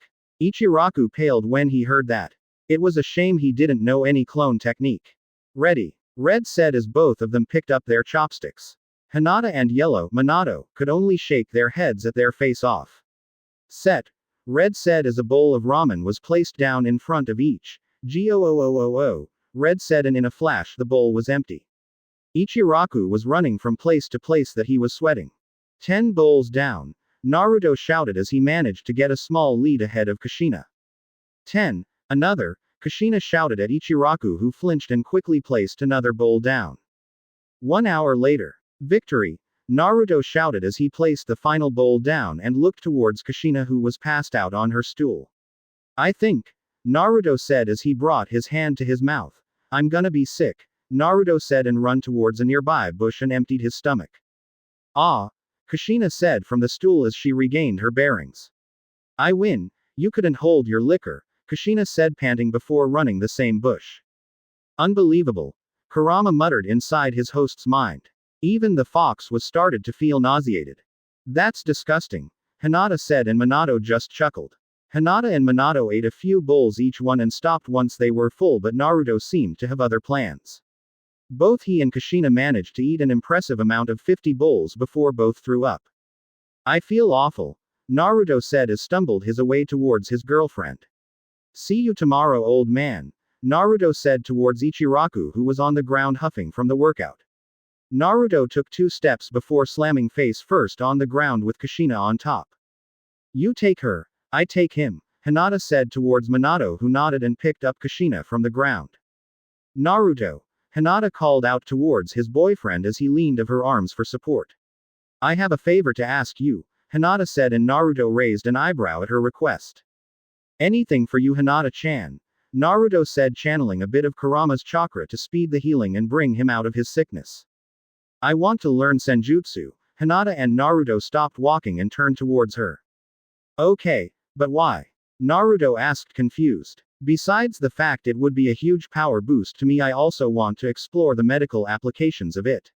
I heard that Hashirama can do wonders with it and I want to try it as well, Hinata explained and Naruto chuckled before nodding. Of course. Since we have a few days, I'll teach you how gather and control it, Naruto said and Hinata pecked his cheek. Now, how about I show you just how thankful I am, Hinata whispered into Naruto's ear, nibbling on his earlobe. He didn't have to be told twice before flashing away, leaving Minato with a fainted Kushina on his arms. How come I didn't think of that? Minato asked to no one as he also flashed home. Takigakure. Next day Takigakure was having a peaceful day as any other. Taki was a small shinobi village that didn't even come close to one of the Great Five. Their army rounded only 1,000 shinobi and many wondered why they had a biju to begin with. It's been a while, a man clad with a black cloak with red clouds said as he and another man stopped walking. I haven't been here in many years, Kakuzu said as he overlooked what was once his home village. Oi oi oi, the other man screamed to his partner. He wore the same black cloak with red clouds. He had silver hair that was slicked back and purple eyes. On his back he carried a triple-bladed scythe. Don't you go all mushy on me, Hidan screamed. Shut up, Hidan, or do you want us to be caught? Kakuzu reasoned as they walked through the village disguised by a small genjutsu. If it were up to me, I would kill everybody so I could bathe in the glory of Jashin-sama. All hail Jashin, Hidan screamed, drawing the attention of nearby people. Shut up, Hidan, or I'll kill you, Kakuzu stated. As if you could, Hidan replied, making Kakuzu groan in annoyance. They seemed to be walking calmly, but both of them kept their ears sharp for any chatter regarding Fu, the Jinchuriki they were hunting. Thank you, Fu said to the store owner as she ran towards her house with a small bag. Green hair, orange eyes. It's her, Hidan, the Jinchuriki of the Nanabi, Kakuzu said as both of them watched their target leave running towards the edge of the village. After all, the village was rather small when compared to the others' great nations. If I remember correctly, she's heading to the edge of the village, Kakuzu murmured to himself. Why don't you go play with the village while I take our target, Kakuzu said to his teammate. Finally, watch this Jashin-sama, it will be a show that you will never forget, Hidan said. He dispelled the genjutsu and picked his scythe before he went running through the village swinging his scythe wildly. And people say I'm insane for collecting hearts, Kakuzu said as he watched Hidan behead a civilian. At least he will keep the village out of my way while I finish things with Fu, Kakuzu said to himself before blurring after Fu. Waterfall tower Shibuki-sama. One shinobi yelled as he rushed towards the waterfall tower in the middle of the village. What's the problem? Shibuki quickly replied standing up from his chair. We are being attacked by a nukenin, the shinobi explained taking deep breaths. Nukenin as in single? Shibuki asked and the shinobi only nodded. Gather the civilians and evacuate them to the tunnels beneath the lake. Summon the waterfall unit and have him stall the enemy until evacuation is complete, Shibuki ordered and the shinobi nodded poofing into smoke. Takigakur. Main clearing Mawa. Hidan laughed as he slashed yet another poor soul. All hail Jashin, Hidan shouted as he bathed in the blood of his enemies. Mizu Tatsumaki, water tornado, Shibuki said blurring through hand seals. A tornado of water rushed head-on and crashed into Hidan who was sent flying into a nearby tree. Who the fuck did that? Hidan screamed as he got up to see someone with ink-black eyes and long, dark brown hair. Black cloak with red clouds, Akatsuki, Shibuki thought in worry. If this shinobi was really from the Akatsuki then there was no one in the village strong enough to take him down. Send word to the Leaf that we are under attack and dispatch a team to Fu's location, Shibuki ordered. We can only hope to hold on until help arrives, Shibuki thought to himself as he made another set of hand seals. Takigakur Ryu. Mizukiri no Yaiba, waterfall style. Water-cutting sword, Shibuki said as water materialized itself on the palm of his hand and suddenly solidified. Shibuki rushed head-on against the trespasser. Looking at the horizon, he could see smoke from an explosion. Don't you dare lose Fu, Shibuki thought as he clashed with Hidan's scythe. Each clash of sword against scythe drew sparks from the power behind each swings. Shibuki ducked under a horizontal swing. Shibuki kicked Hidan's foot making him lose his balance and tackled him away to get some distance. Hidan got up and rushed Shibuki. Hidan ducked under a kunai thrown by another shinobi. Hidan jumped in the air and brought his scythe down only for Shibuki to sidestep it and thrust his blade forward. Hidan tilted his body to the side and allowed the blade to pass by him safely. Hidan titled his head back and head-butted Shibuki who groaned in pain and fell backwards. Suiryuden no Jutsu, water dragon, Shibuki called out and a water dragon rose from the dragon with shining yellow eyes. The dragon roared and went for Hidan who placed his scythe in front of him, blocking most of the damage, but nonetheless he was blasted backwards. Die! Shibuki yelled as he appeared next to a dazed Hidan and flexed his blade forward. The blade went through Hidan's back, right through his hearth. Awesome! A shinobi cheered. Shibuki-sama is strong, another stated. Fuck!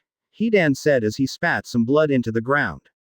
That hurt, Hidan said looking directly at the widened eyes of Shibuki and everyone else. Oi! Stop moving will you, Hidan said and Shibuki quickly withdrew his blade and went to behead Hidan only to have his arm caught. Hidan caught his arm and kicked him away. What monster is he? Shibuki asked as he spat blood to the ground and got up into a defensive stance. Fetch the Au no Mizu, hero's water, Shibuki ordered and the shinobi paled but went to get it. Apparently the enemy was stronger than it seemed. Fu versus Kakuzu BOOOOMMMM. The tree was completely destroyed when a massive fireball collided with it. Fu jumped out and landed safely on the ground. She turned and came face to face with her aggressor. So you came for me after all, Fu said as her heart started racing and adrenaline flooded her veins. Why don't you just come with us girl, you and I both know you stand no chance, Kakuzu stoically said. I have a few aces up my sleeves, Fu said as she blurred through hand seals. Sweden. Tepudama, water bullet, Fu said and send multiple water bullets against Kakuzu who remained in place. Doden. Tsuchi no Yoroi, rock armor, Kakuzu thought as his skin became pitch black from being hardened with earth chakra. The water bullets hit Kakuzu but he wasn't even phased. Kakuzu didn't even buckle as they felt nothing more than drops of water, like if it were rain. Tisk, Fu thought as she thought what she could do against such foe. She didn't want to call and depend on Naruto to help her. If she called him, she would be placing him in harm's way as well, and she didn't want to risk it unless she absolutely needed to. Kakuzu dashed forward and engaged Fu in a taijutsu brawl. Fu quickly realized she didn't stand a chance as she was easily overpowered in both speed and strength. Fu's hits couldn't scratch Kakuzu's hardened skin and his punches felt like stone. Doden. Domu Earth Spear, Kakuzu said as his right fist hardened even more and slammed into Fu's face. Fu dispersed in a puddle of water. Water clone, Kakuzu thought as several water whips burst from the ground and wrapped around his feet. Sweden. Suiryuden no Jutsu, Water Dragon, Fu shouted as a massive dragon rose from the ground, headed towards the immobile Kakuzu who stood his ground.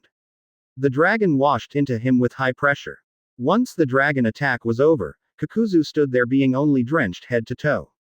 You are going to have to do better, Kakuzu said as he broke the water restraints and jumped back to gain some distance. My turn, Kakuzu said flashing through hand seals. Kaden. Zukoku no Jutsu, Cranium Carver, Kakuzu said, and small but powerful fireball was sent towards Fu at high speeds. Fu poofed into smoke, revealing a small wooden log as the fireball crashed into the ground and exploded in a fire dome, scorching the ground and lighting up the tree in flames. Fu watched sadly as her house was consumed by the flames. Fu turned her attention towards her village and noticed that there were also fires there. She figured that the village was being kept busy while Kakuzu dealt with her. That, or the village is simply not bothered to send help. After all, who would want to help out a demon? Fu was brought out of her thoughts when she saw Kakuzu rushing towards her. Let me help, Chome said, thought their mental link. Chome, Fu said, surprised to hear her. If they capture you, it will be the end for both of us, Chome reasoned, but Fu was adamant. I can't control your chakra in the version 2 cloak, and I think that the version 1 won't do much against them, Fu replied to her Biju as she held off Kakuzu as best as she could. Power isn't always the best solution, Chome critically said, bringing a small smile to Fu's face. You have other gifts other than my chakra, Chome said, and Fu nodded, ducking under a punch and jumping backwards to safety. Haijutsu. Mushio's insect summoning jutsu, Fu said as she placed her hands on the ground and started releasing chakra into it. Insects from all kinds started gathering near Fu. Kakuzu wanted none of that and rushed forward. Kakuzu thought that Fu was weak and wasn't necessary to employ any ninjutsu for now. Bosui no Jin, spindle formation, Fu said, and a wave of bugs rushed Kakuzu in a spiral formation, stopping any advancement he tried. Kakuzu was being overwhelmed by the amount of bugs. Kakuzu decided to stop playing with his prey and his skin burst open. From inside of his body came out a glob of black something with a red mask. The red mask flew high into the sky and fired S fireball towards the original Kakuzu. Kakuzu was set on flames and the bugs incinerated as part of his cloak. A small price to pay to get rid of those annoyances. Fu ducked under whip of something black. She looked carefully at Kakuzu and noticed that he was releasing black threads from his skin. You're Kakuzu, a new Kenin from this village, Fu said, shocked. This person defected long ago, but apparently he was still running around. Indeed, Kakuzu said as he released a mouthful of black threads from his mouth. His body started convulsing as 3 other black globes shot from inside of it. Kakuzu was now standing with 4 masks around him. 1 red mask, 1 light blue, 1 dark blue, and the last was a yellow mask. Both red and light blue masks came together and fused. Both masks opened their mouths as chakra started gathering in each. Kaden. Zukoku no Jutsu, Cranium Carver. Fuden. Atsugai, Pressurized Wind Bomb. Both masks released the attacks. The fire stream combined with the wind attack, powering it up. A wave of fire was released, scorching the ground as it made its way towards Fu, who had her eyes widened at the magnitude of the attack. Fu channeled a little of her Biju's chakra and focused it on her back.